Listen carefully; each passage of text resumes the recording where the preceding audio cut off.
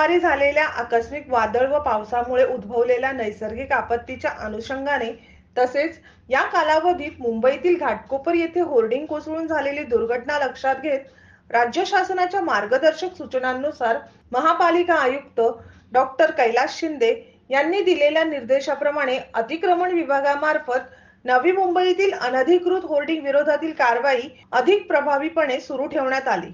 अतिक्रमण विभागाचे उपायुक्त डॉक्टर राहुल गेठे यांच्या नियंत्रणाखाली सर्व विभागांचे सहाय्यक आयुक्त तथा विभाग अधिकारी व त्यांचे अधीनस्थ सहकारी यांनी तांत्रिक समूहासह अनधिकृत होर्डिंग हटाव मोहीम सलग 2 दिवस पहाटेपर्यंत प्रभावीपणे राबवली।